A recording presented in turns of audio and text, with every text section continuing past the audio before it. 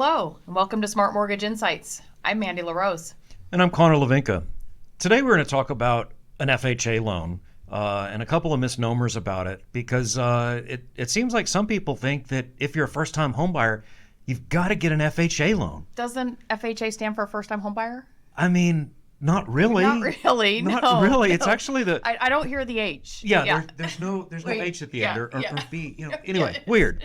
But it's the Federal Housing Authority. And there's kind of a misnomer that, if you're a first-time homebuyer, you're going to get an FHA loan. Well, it's not the truth. Their mission since 1965 is to facilitate financing and improve housing standards. They're primarily funded by mortgage insurance, basically, PMI. And so they want to help you get into a home where possible. It's an interesting government organization because they're a pay-to-play organization, unlike mostly everything else. Absolutely. Yeah, they do. With the FHA loan, you're charged a monthly mortgage insurance, but you're also charged an upfront mortgage insurance. And that upfront mortgage insurance, along with the monthly, is what basically funds FHA. So it's a great program.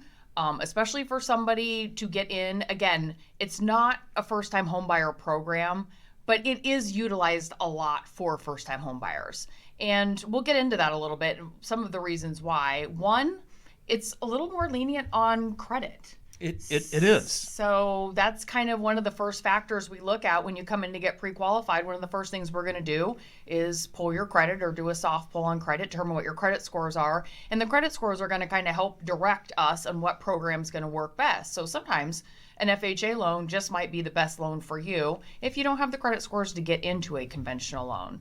But maybe it's just because of the down payment. It is. You only need a 3.5% down payment, which is super advantageous. The other thing is they will allow for a gift, typically from a close relative, which that's also super helpful. So not only is it a small amount, but you can get a gift. They tend to be forgiving on collections. So if you have a medical collection or maybe some other collections, you're just starting out, just kind of getting into the financial world, they're a little bit more forgiving. Absolutely. They will actually in some instances not even have to deal with, especially with medical, you don't have to deal with paying those off. And in some other debts that you might not have to worry about paying those off. There's other methods of counting a payment against you, but still for qualifying as well. So the FHA program also, one other nice thing about it is generally interest rates too. Mm-hmm. Interest rates can be a little better on the FHA loans. They do the best they can to be competitive. Yes, absolutely. Especially again, because they are generally dealing with someone who maybe might have a little less credit or something like that. So they're not trying to also then turn around and gouge you as the borrower because maybe your credit score isn't where it needs to be. They're not turning around and gouging you on rate necessarily as well with that program. They also allow you to increase your purchasing power more than other programs. And what that means is a technical term that we use on our side is debt to income. And their debt to income guidelines are simply higher than most other programs. Absolutely. Because with the FHA loan, it's a set monthly mortgage insurance amount. Unlike a conventional loan, it is based on credit score and the amount of money you're putting down. So, of course, if you have really good credit and doing a conventional loan, you're going to pay pretty cheap mortgage insurance. But with the FHA option, it is a set amount. So, again, back to that, maybe your credit isn't fantastic. And so if you were doing a conventional loan, you might have been paying much higher mortgage insurance than if you were looking at doing an FHA loan. And then, like Connor said, they are a little more forgiving on debt to income. So sometimes you could actually qualify for a little bit more of a property, maybe pay a little bit less in mortgage insurance based on what your credit score is, and still being able to get into a property as well. The other thing is getting into a multifamily, especially into a triplex or a fourplex. You can get into those at a 3.5% down payment, which is better than any other program with the exception of VA to get into those multifamilies. It does have to pass a sustainability test because the biggest thing that they're going to watch out for is they're going to want to make sure that you as the consumer don't get into a bad financial position. Absolutely. And as rents have continued to increase and rates continue to come down, I think that will definitely hopefully start helping with that program as well.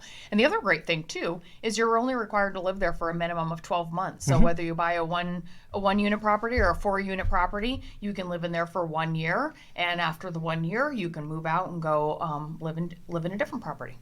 Now let's talk about some of the things why it may not be right for you. One of them is they are trying to help you get into a home. They're not trying to help you get into a mansion. So therefore, there are income limits. Right now, as we speak, they're actually very advantageous. They've really gone up in the last 3 or 4 years. So you can get a decent home for that amount. But I'm going to give you said income limits. It's actually sales price limits. Excuse me. I want to clarify that. Excuse me. Absolutely. I'm thinking in my head the wrong thing. But yes, a max acquisition limit is what I should say better. Thank you for correcting me. Oh, for sure. But they're not going to be able to get into a massive house. But believe me, with the current acquisition limits, you'll be able to get into a nice home. Absolutely, the limits are very, very generous to get you into a property, and they do go up depending on how many units you're going to buy as well. So up to a fourplex, it's pretty ridiculous the amount of money that they'll allow you to purchase, assuming that you qualify for the property as well.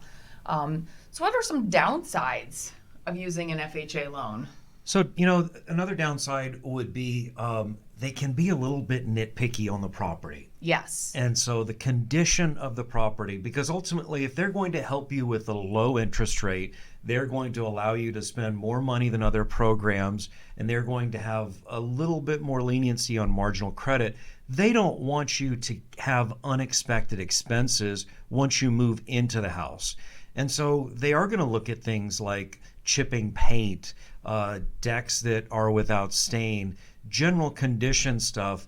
They look specifically at the attic, the crawl space, different things, because they just don't want you to have unexpected bills. Absolutely. This is a program, anyone can use this program, but generally a borrower using this might not have a ton of excess money available to them after closing. So FHA is going to be particular about it. And so when we order the appraisal, it's going to be an FHA appraisal.